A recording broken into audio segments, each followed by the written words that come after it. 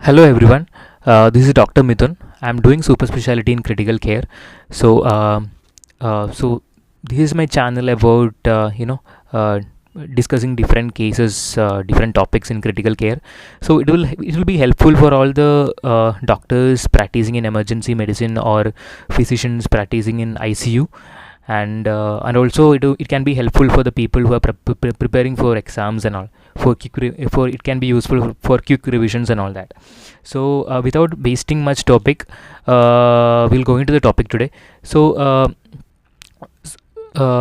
till now we were discussing about different topics in toxicology. So today we'll today we have come up with a different topic.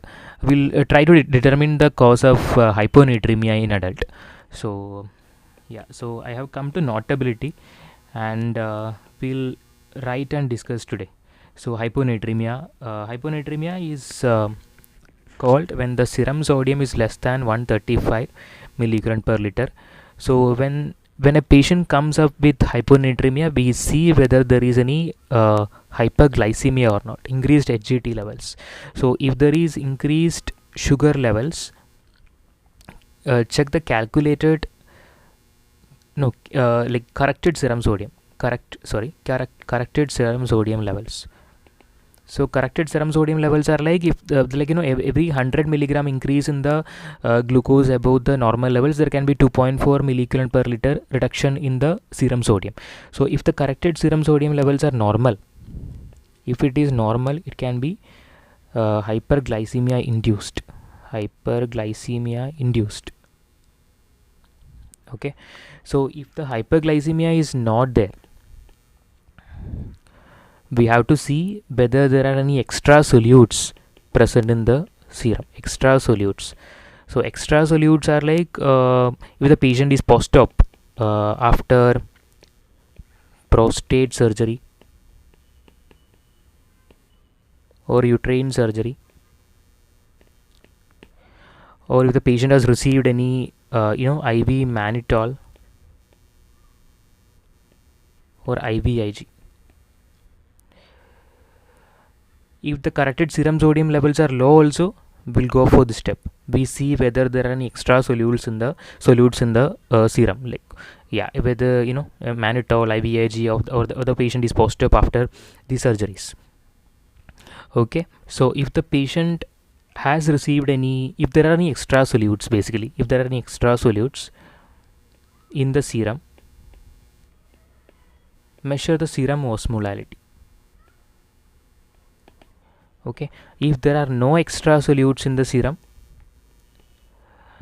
we have to find if there is a reason to suspect pseudohyponatremia. So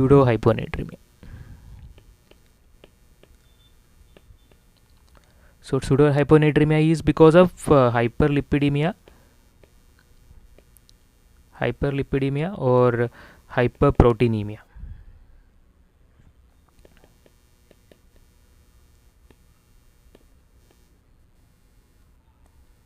Okay, so if the answer is no to this,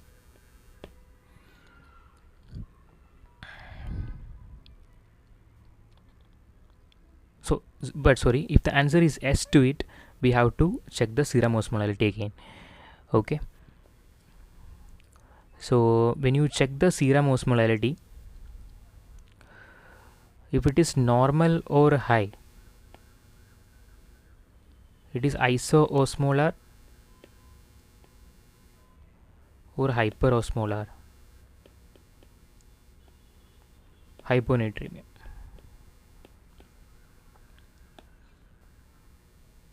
So it can be because of TURP or hysteroscopy, when there is increased absorption of irrigation solutions of glycine or mannitol. Okay, then if the serum osmolality is low, if it is less than 280, it is called hypotonic hyponatremia. Also, if there are no there is no suspicion of pseudohyponatremia Also it can be hypotonic hyponatremia. So when you come to hypotonic hyponatremia, now our topic of discussion is hypotonic hyponatremia. We have to see the GFR. Okay, if the GFR is less than or equal to 15 ml per minute per 1.73 meter square, it is, if it is yes, it is renal failure. So the hyponatremia is because of renal failure. If it is no, if the GFR is normal, GFR is normal, okay, so we have to see whether there is any use of thiazides, thiazide diuretics, thiazide diuretics. So if it is yes, stop thiazides, and if the hyponatremia is resolving with that, hyponatremia resolves, that is thiazide induced. Okay, then so there is no use of thiazide diuretics, okay. So, and the patient is having some edema. We have to see whether the patient is having some edema, like peripheral or pulmonary edema or ascites kind of thing, ascites. Okay, if there is any edema kind of picture, if it is yes, we have to see whether the effective arterial blood volume is less, which is seen in heart failure and cirrhosis. If there is no edema, we have to see for the signs of hypovolemia, like low BP or postural hypotension, yeah, that kind of picture. So if there are signs of hypovolemia, so hypovolemia, if we are talking topic of discussion now, so okay, if there are signs of hypovolemia, if it is low, if it is less than 25, and this is the intermediate range, and this is the higher side, more than 40. So if it is low, it is hypovolemic hyponatremia. If it is 25 to 40, we have to give NS, 0.9% NS, and remeasure. Okay, and if it is more than 40, it is hypovolemic hyponatremia.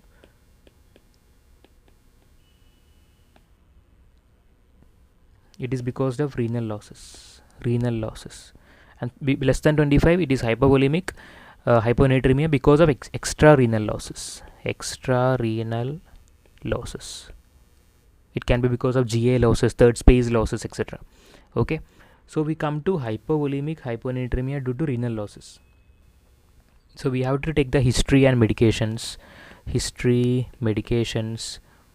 We have to measure the cortisol levels, AM cortisol, okay, and ACTH stimulation test, okay, and then if there is any head injury or any cranial injury, it is because of cerebral salt wasting. If there is an use of diuretics, it is because of diuretic induced. If it is low cortisol and positive ACTH stimulation test, it is primary adrenal insufficiency.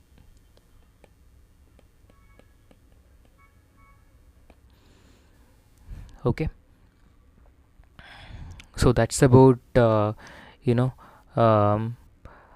signs of that is about hypovolemic hyponatremia. Okay, so we'll come to this step. So we have gone from this step, hypovolemia, to here. So what if hypovolemia is not there? What if the signs of hypovolemia are not there? So low BP, postural hypotension, or reduced skin turgor, peripheral capillary refill times are less. None of the signs are there. Okay, so signs of hypovolemia is not there. So again we have to go for no hypovolemia. So we have to again check for urine sodium and urine osmolarity. Okay, so if the urine osmolarity is less than 100, if it is less than 100, measure it again after the therapy is initiated. Okay, so therapy given.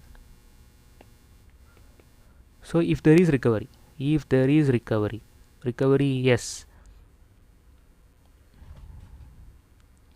it can be because of mild hypovolemia. If it is mild hypovolemia, patient can be given isotonic fluid, okay, or hypopituitarism. Patient can be given glucocorticoids in this case. Okay, so so urine osmolarity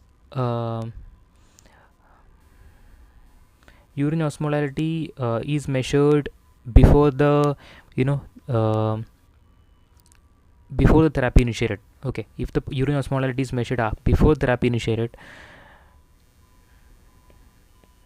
we have to see whether there is any history of rapid water consumption.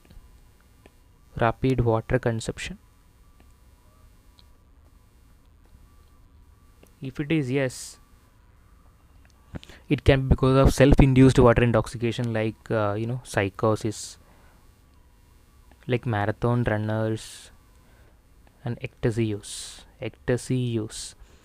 Okay, so there is no history of rapid water consumption. It can be because of high fluid, low protein diet. It can be because of beer potomania, tea and toast diet. Okay, so so we'll go back to this part. We have seen urine osmolarity more than 100. We go through these steps. If the urine osmolarity is not less than 100, if it is more than 100, urine osmolarity more than 100, we have to see whether urine sodium is more than 40 or not. If it is yes, we have to see for glucocorticoid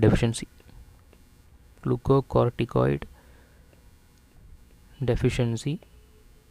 Again, we have to send for AM cortisol and ACTH stimulation test, and also we can send for hypothyroidism. We have to check for hypothyroidism with TSH also. Okay, TSH levels also we can check. So AM cortisol and ACTH are abnormal. It is because of glucocorticoid deficiency. So if they are not abnormal, go for TSH. If TSH is elevated, it can be because of hypothyroidism. If the TSH is normal, it can be because of SIADH or nephrogenic SIADH, or also because of reset osmostat. So we have to evaluate underlying pathology, whatever it is. So if the urine sodium is not more than 40,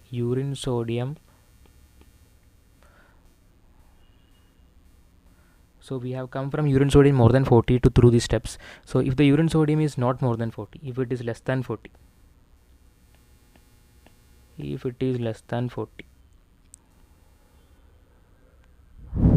so we have to ensure that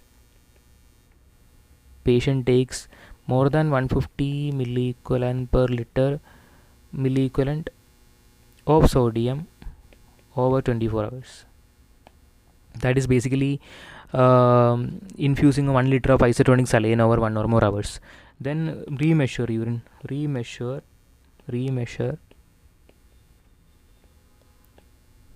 urine osmolality and sodium. So again, if the urine sodium is less than 40 and urine osmolality less than 100, it is hypovolemic, hyponatremia. If the urine sodium more than 40 and urine osmolality more than 100, again we have to go for these glucocorticoids, ACTH stimulation test. We have to see for glucocorticoid deficiency basically, and ACTH stimulation test we have to do. AM cortisol levels we have to check, and also TSH also we have to check. So if these ACTH and AM cortisol are coming abnormal, it is because of glucocorticoid deficiency. If it is no, if they are not abnormal, go for TSH levels. If the TSH levels are high, it is because of severe hypothyroidism. If the TSH levels are normal, it can be because of SIADH, nephrogenic SIADH, or because of reset osmostat. So we have to evaluate underlying etiology. So I think this is very very detailed description about determining the cause of hyponatremia. Hope you have got some knowledge from it. We'll come up with a different topic next time. Please subscribe to my channel. Thank you so much, guys.